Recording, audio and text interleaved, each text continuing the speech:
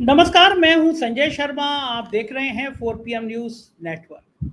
कहा जाता है कि जो बंद पड़ी घड़ी होती है वो भी एक बार सही समय बताती है। या दूसरे शब्दों में कहूं कि राजनीति में भरोसा नहीं होता है कब किसके पत्ते पिट जाएं और कब किसके बुलंदी के आसमान तक आदमी पहुंच जाए। बात कर रहा हूं राजनाथ सिंह जी की। मोदी सरकार फर्स्ट एंड सेकंड में अगर नितिन गडकरी के बाद किसकी सबसे ज़्यादा हालत खराब थी वो राजनाथ सिंह की थी। मोदी जी के निशाने पर रहते थे राजनाथ जी। मोदी जी बस चलता तो उनको मंत्रिमंडल से बाहर का रास्ता दिखा देते। लेकिन इस बार जब बीजेपी की नहीं एनडीए की सरकार बनी है, मतलब भारतीय जनता पार्टी को पूरा बहुमत नहीं आया, तो सबसे ज्यादा कदर किसी की बढ़ी है तो वो राजनाथ सिंह की है। अब सोचिए, बीजेपी का अध्यक्ष चुना जाना था, लेकिन मीटिंग हुई राजनाथ सिंह के घर पे, जेपी नड्डा को बुलाया गया, अमित शाह को बुलाया गया, आरएसएस के नेता वहां पहुंचे, यानी राजनाथ सिंह महत्वपूर्ण केंद्र में हैं। अभय दुबे जी से बातचीत कर रहा था, जाने माने पत्रकार हैं, एबीपी चैनल पे आप उनको रोज सुनते हैं, बहुत अच्छी किताबें लिखी है, बहुत अच्छी जानकारी रखते हैं। उनका तो कहना यहाँ तक था कि अगर मोदी जी को हटाना पड़ा तो संघ की चॉइस पहले प्रधानमंत्री के रूप में राजनाथ सिंह होंगे। बहुत रोचक बातचीत है योगी आदित्यनाथ को लेकर कि योगी आदित्यनाथ को लेकर हटाने की रणनीति क्या है गुजरात के बंधुओं की, यानी मोदी की और शाह की, और फिर योगी आदित्यनाथ क्या करेंगे। बहुत अच्छी जानकारी है। उससे पहले छोटी सी रिक्वेस्ट आपसे, 4 PM का जो म्यूजिक चैनल है वो बहुत मन से हमने लॉन्च किया है। तिरंगे को लेके बहुत अच्छा गाना गाया है हम लोगों ने, गाना बनाया है हम लोगों ने। आप साइड में 4 PM म्यूजिक का लोगो देख रहे हैं, इस पे जाइए, तिरंगा वाला गाना डाउनलोड करिए, इस पे रील बनाइए, अपने दोस्तों को भेजिए। हमारी आन बान और शान है तिरंगा। चलते हैं अभय दुबे जी के पास, चैनल को ज्वाइन कीजिएगा, सब्सक्राइब करिएगा, अभय दुबे जी से बात सुनते हैं। 4 PM न्यूज नेटवर्क पे स्वागत है अभय दुबे जी आपका।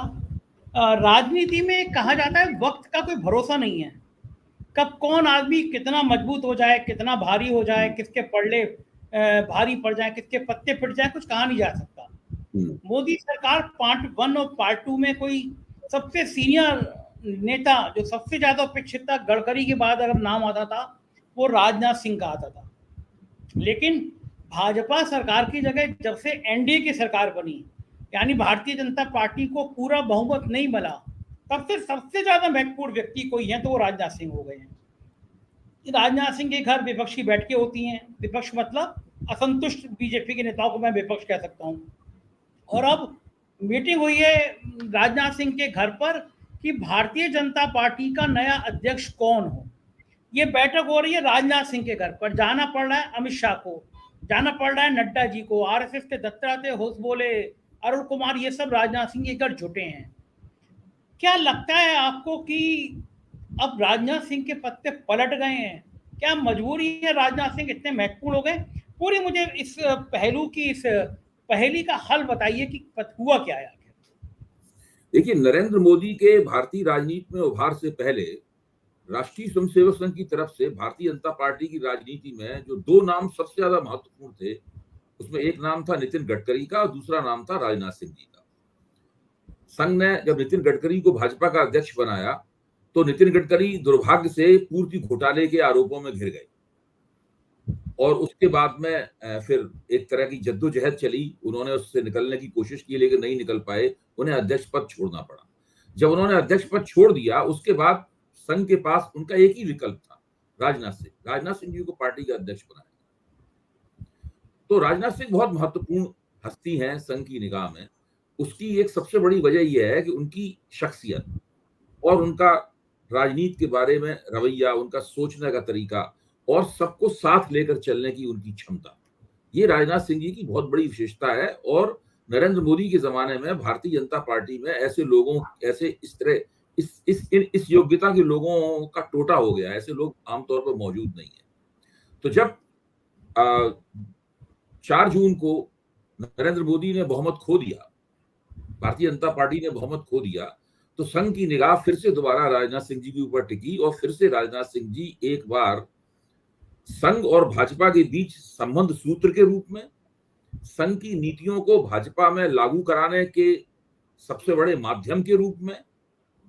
और मैं तो ये मानता हूं कि अगर नरेंद्र मोदी को किसी वजह से सत्ता से हटना पड़ता है तो उनके उत्तराधिकारी के रूप के उत्तराधिकारी के रूप में, सबसे बड़े दावेदार के रूप में संघ की निगाह दोबारा राजनाथ सिंह जी के ऊपर फिक्स हो गई, निर्धारित हो गई, उनके ऊपर निगाह टिक गई। इसलिए आप देखिए, जब 4 जून के बाद में जितनी भी एनडीए की बैठकें होती हैं, सब राजनाथ सिंह जी घर होती है। अभी संघ और भाजपा की जो बैठक हो रही है वो राजनाथ सिंह जी के घर पे हो रही है। और ये कितने महत्वपूर्ण विषय के ऊपर बैठक है। ये बैठक है कि भारतीय जनता पार्टी का नया अध्यक्ष कौन हो। संघ और नरेंद्र मोदी के संबंधों में इस वक्त जो सबसे बड़ा तकरार है, यानी सबसे बड़ी जद्दोजहद का जो बिंदु है, वो बिंदु यही है कि भारतीय जनता पार्टी का अध्यक्ष कौन हो। संघ ने इस बात की बहुत कड़ी आलोचना की है, ऑर्गेनाइजर में भी और वैसे भी, चाहे मोहन भागवत के आप भाषणों को सुन लें, आप इंद्रेश कुमार की बातों को सुन लें, आप रतन शारदा के लेखों को देख लें, आप कुछ भी देखें, हर जगह एक ही बात निकल के आती है कि भारतीय जनता पार्टी जैसी संघ ने बनाई थी वैसी नहीं रही। मोदी और शाह के सरपरस्ती में ये पार्टी कुछ की कुछ हो गई। स्पष्ट रूप से ये कहा जा रहा है कि पार्टी का कार्यकर्ता अपनी पहलकदमी खो चुका। पार्टी के कार्यकर्ता ने राजनीति और विचारधारा के बारे में सोचना ही बंद कर दिया है। उसका काम केवल लोगों के लिए भीड़ जमा करना और सरकारी योजनाओं का प्रचार करना रह गया। यानी वो साफ तौर पर संघ चाहता है कि सरकार और पार्टी के बीच में दूरी होनी चाहिए। अभी है क्या कि सरकार और पार्टी दोनों मिलकर एक हो गए हैं, और सरकार जब ऐसा होगा तो हमेशा सरकार पार्टी के ऊपर हावी हो जाएगी, क्योंकि सरकार के पास बहुत सत्ता और शक्ति होती है। पार्टी के पास तो इस तरह सत्ता और शक्ति नहीं होती। पार्टी के पास तो कार्यकर्ता होते हैं बस केवल, और विचारधारा होती है, अपना राजनीतिक कार्यक्रम होता है। लेकिन सरकार के पास तो सरकार तो देश की सबसे बड़ी एजेंसी है, उसके पास सबसे ज्यादा ताकत है, रंग है, रुतबा है। तो उससे कार्यकर्ता और नेताओं का भी दिमाग खराब होने लगता है और सत्ता उनके ऊपर हावी होने लगती है। तो संघ लगातार पिछले 10 साल से इस प्रक्रिया को देख रहा था। मुझे लगता है संघ ये मानता होगा कि मोदी और शाह की सरपरस्ती में भारतीय जनता पार्टी का विस्तार तो हुआ है, उसका प्रभाव क्षेत्र भी बढ़ा है, लेकिन संगठन की क्वालिटी बहुत ज्यादा गिर गई है। और इतनी ज्यादा गिर गई है संगठन की क्वालिटी कि दरअसल उसका असर भारतीय जनता पार्टी की सत्ता को दोबारा प्राप्त करने और सत्ता को कायम रखने की क्षमता पर भी पड़ने लगा है। तो इसलिए उन लोगों ने तय ये किया है, संघ वालों ने, कि कुछ भी हो जाए हम भाजपा के संगठन को मोदी और शाह के हाथों से हस्तगत करके मानेंगे। और मुझे लगता है कि इसमें राजनाथ सिंह जी को प्रमुख भूमिका दी गई है इसकी, कि वो इस पूरी प्रक्रिया को, ये जो मोदी और शाह के हाथों से भाजपा को संघ के दोबारा हाथों में जाने की जो पूरी प्रक्रिया है, इस पूरी प्रक्रिया को राजनाथ सिंह के नेतृत्व में अंजाम दिया जाए, और राजनाथ सिंह वही भूमिका इस वक्त निभा रहे हैं। राजनाथ सिंह बहुत महत्वपूर्ण हो गए हैं, और मुझे लगता है कि इससे मोदी और शाह को बहुत तकलीफ होगी। कोई भी आदमी इसको समझ सकता है। और संघ ने इस तरह साफ तौर पर बताया है, कहा संघ ने कि भाजपा का जो भी अध्यक्ष होगा हमसे बिना पूछे नहीं होगा। यानी जब तक संघ की मोहर नहीं लगेगी तब तक भाजपा का अध्यक्ष नहीं बनेगा। जाहिर है संघ जो चाहेगा वही अब भाजपा का अध्यक्ष होगा, और संघ जिस तरह चाहेगा भाजपा उस तरीके से चलेगी।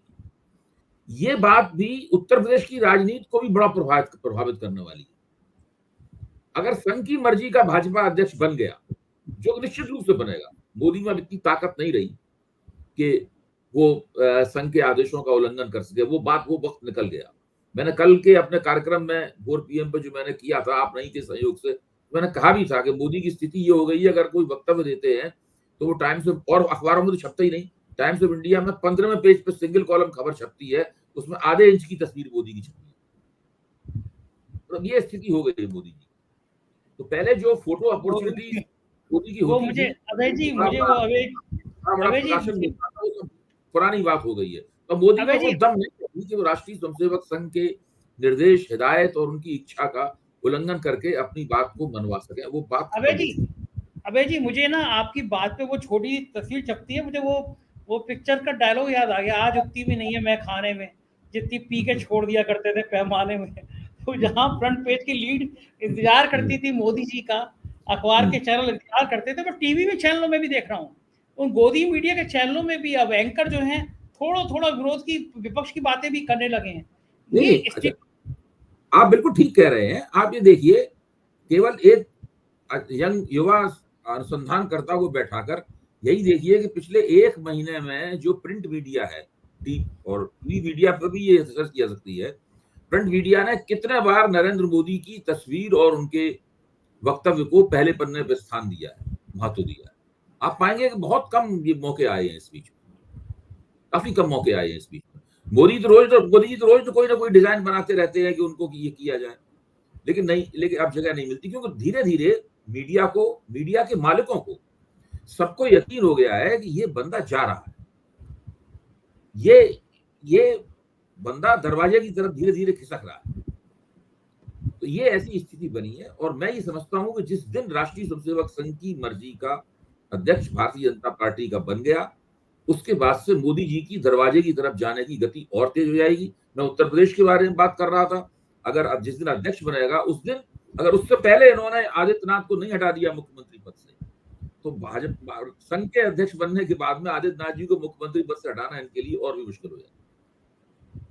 अच्छा, ये आपने बड़ी महत्वपूर्ण बात करी कि अब इनके लिए भी जल्दी होगी कि नया अध्यक्ष संघ अपने मन का बनाए, संघ अपने मन की रणनीति तय करे, उससे पहले योगी आदित्यनाथ को हटा दिया जाए। लेकिन इतना आसान योगी आदित्यनाथ को भी हटाना नहीं है, क्योंकि ये भी जानने की योगी आदित्यनाथ जिस हिसाब से बैटिंग कर रहे हैं, आज योगी आदित्यनाथ कह रहे थे कि अब अखंड भारत बनेगा, मतलब बांग्लादेश और पाकिस्तान सब मिला के अखंड भारत की बात करने लगे। जो संघ कहता था, जो बीजेपी कहती थी, ये बात अलग है कि मणिपुर संभल नहीं रहा है, 22 लाख आबादी वाला, अभी परसों फिर 5 लोग मर गए हैं, वो अखंड भारत मतलब पाकिस्तान और बांग्लादेश को मिलाने चले हैं, मणिपुर संभल नहीं रहा है प्रधानमंत्री जी पे।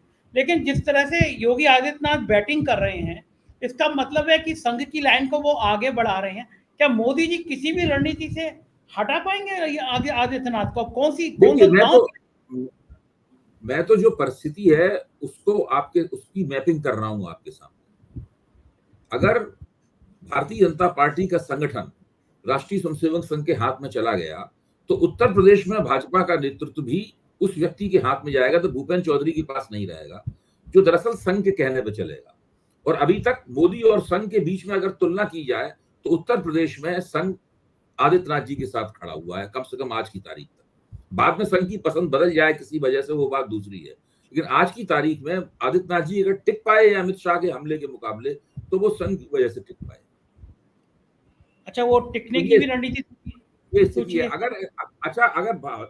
अगर संघ के हाथ में भाजपा का नेतृत्व चला गया, तो आप निश्चित समझिए बहुत मुश्किल होगी मोदी के लिए आदित्यनाथ जी की जगह दूसरा मुख्यमंत्री बनाने की। और वो अगर मुख्यमंत्री बनेंगे तो मोदी की बची हुई नाक भी कट जाएगी। बिल्कुल ठीक बात है। और दूसरी बात, अब मजे की बात ये देखिए कि आदित्यनाथ जी को भी समझ में आ रहा है कि चारों तरफ कीलें बिछ गई हैं उनके रास्ते में भी। उपचुनाव को इतना सीरियस ले रहे हैं, 10 विधानसभा के उपचुनाव को। भास्कर में रिपोर्ट आई है कि जिन जिलों में उपचुनाव होने हैं, जिन विधानसभा में उपचुनाव हो रहे हैं, वहां से यादव और मुसलमान अफसरों को हटाया जा रहा है, और ये कहा जा रहा है कि एक भी यादव मुसलमान नहीं होना चाहिए। और भास्कर में ये बात का खुलासा हुआ है कि बीजेपी की समीक्षा बैठक में आई कि जो हाँ यादव और मुसलमान थे, वो उन्होंने इंडिया गठबंधन के प्रत्याशी को समर्थन किया। तो अब एक लिस्ट बनाई जा रही है कि यादव और मुसलमान को फील्ड की पोस्टिंग से हटाया जाए। अब ऐसी स्थिति में जो मध्य प्रदेश के मुख्यमंत्री हैं मोहन यादव, जो आके उत्तर प्रदेश में यादव अधिवेशन कर रहे थे, यादवों को बुला रहे थे, एक एमएलसी हैं सुभाष चंद्र यदुवंशी इनके यहाँ बीजेपी में, तो ये जो यादव नेता हैं, इनकी क्या हैसियत होगी? वैसी हो जाएगी जैसे मुसलमानों के नाम पे शहनवाज हुसैन की है या बाकी लोगों की है, वही स्थिति हो जाएगी। और क्या ये उचित है कि यादव मुसलमानों को हटा दिया जाए वहां से? आपको ध्यान होगा कभी अयोध्या वाले मसले में, जब वहां पर जो अपराध हुआ, जो महिला के यौन उत्पीड़न का अपराध हुआ, उसपे मुख्यमंत्री महोदय ने विधानसभा में 2 नाम लिए। यादव, एक नाम उसने यादव का था, एक नाम उसने मुसलमान का था। जबकि गिरफ्तारी जिन लोगों की हुई उसमें तो दूसरी जातियों और दूसरे धर्मों के लोग भी थे। तो यादवों और मुसलमानों के दरवाजे पर नहीं, शायद वो जो नाम लिया गया था, जहां तक मुझे याद आ रहा है, वो वाली घटना थी जब लखनऊ में पानी भर गया था, कुछ लोग पानी में छेड़खानी कर रहे थे, तो उन लोगों में से नाम लिया गया था, एक यादव और एक नहीं, अयोध्या वाली घटना के ऊपर है ये। अयोध्या में किया था, होता है भाई। हाँ, उसकी बात कर रहा हूँ। उसकी काफी टीवी में लगातार चर्चा भी हो रही है उसमें। आप केवल मुसलमान और यादवों का नाम क्यों ले रहे हैं?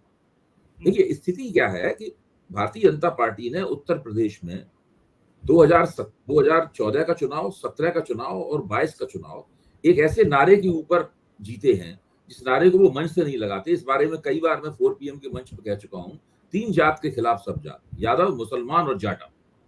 जाटवों का नाम अब धीमी आवाज में लेते हैं, क्यों लगता है कि शायद जाटव वोट कुछ उनकी तरफ आ सकता है, लेकिन इस बार नहीं आया तो वो फिर से वो जाटवों का नाम लेने लगेंगे। वो जो हिंदूवादी एकता है उसके दायरे से इन तीनों को, मुसलमान तो स्वाभाविक रूप से उससे बाहर हैं, लेकिन यादवों और जाटवों को भी बाहर करते हैं। इस तरह एक्सक्लूजन, उनको लगातार अपनी राजनीति से एक्सक्लूड करते हैं, उनका बहिर्वेशन करते हैं। ये उनकी वहां पे नीति है और आदित्यनाथ जी इस काम को बड़ी कुशलता से करते हैं। और लफाजी करने में क्या जाता है कि भारत अखंड भारत बनेगा, वो पाक अधिकृत कश्मीर भी दोबारा छीन लेंगे, तो लफाजी करने में तो कुछ जाता नहीं है और लफाजी करने में वो माहिर हैं। दरअसल ना तो उनके बस में कुछ है, ना इनके बस में कुछ है, दोनों के बस में कुछ नहीं है। दोनों अपनी अपनी जगह केवल सत्ता में टिके रहने की तरकीबें खोज रहे हैं। केंद्र में नरेंद्र मोदी किसी न किसी तरह सत्ता से चिपके रहना चाहते हैं और उत्तर प्रदेश में आदित्यनाथ जी किसी तरह सत्ता से चिपके। दोनों के पास कहने के लिए कोई नई बात नहीं। जो वो मुख्यमंत्री बनने से पहले बोलते थे, मुख्यमंत्री बनने के बाद बोलते थे, वही बात आज बोल रहे हैं। वही मुसलमान विरोधी राग उधर अलापा जा रहा है, वही मुसलमान विरोधी राग इधर अलापा जा रहा है। अच्छा, आप ये बताइए कि कोई भी पार्टी उपचुनाव या चुनाव किन शर्तों के आधार पर जीतती है? पहली शर्त यह है कि उस पार्टी में एकता हो। दूसरी शर्त यह है कि पार्टी की सरकार और संगठन में एकता हो। तीसरी शर्त यह है कि प्रदेश की पार्टी और सरकार का केंद्र की पार्टी और सरकार के साथ में अच्छा तादाद में हो। क्या ये तीनों चीजें मौजूद हैं? तीनों ही चीजें लापता हैं। न तो उत्तर प्रदेश पार्टी में एकता है, न उत्तर प्रदेश सरकार में कोई अंदरूनी एकता है, न पार्टी और सरकार के बीच में एकता है, न उत्तर प्रदेश की सरकार और केंद्र की सरकार के बीच में एकता है। जब ऐसी स्थिति में हो तो आप चुनाव कैसे जीतेंगे? चुनाव जीत गए तो किस्मत से जीत सकते हैं, स्थानीय परिस्थितियां कुछ करवट ले जाएं, आपके पक्ष में आ जाएं, आप तो नहीं चुनाव जीत सकते। कोई नेता कितना भी जोर मारता रहे, कोई नेता कितनी भी लफाजी करता रहे, कैसे बड़े बड़े भीषण भाषण देता रहे, वो चुनाव नहीं जीत सकता। चुनाव जीतने की बुनियादी शर्त है और इस शर्त के ऊपर उत्तर प्रदेश की राजनीति, भारतीय जनता पार्टी की राजनीति, योगी आदित्यनाथ की राजनीति खड़ी नहीं उतरती। इसीलिए वो बहुत ही नाक के बराबर संभावना है चुनाव में इनके जीतने की। जीत सकते हैं, लेकिन वो किस्मत के सहारे जीत सकते हैं। विपक्ष कोई बड़ी गलती कर दे तो जीत जाए, कोई स्थानीय परिस्थितियां आपके पक्ष में आ जाए किसी घटना की वजह से तो जीत जाए, वरना जीतने के कोई मौका नहीं है। अभय जी, अब इन दो परिस्थितियों की मैं बात करना चाहूंगा कि अगर भारतीय जनता पार्टी उपचुनाव में भी, उत्तर प्रदेश में 10 सीटों का उपचुनाव है, इसमें भी अगर बीजेपी की हालत खराब रहती है, पत्ते पिट जाते हैं, 7-8 सीटें हार जाती है, फिर योगी आदित्यनाथ के हटाए जाने या रोके जाने पे या योगी आदित्यनाथ की छवि पर क्या असर पड़ेगा?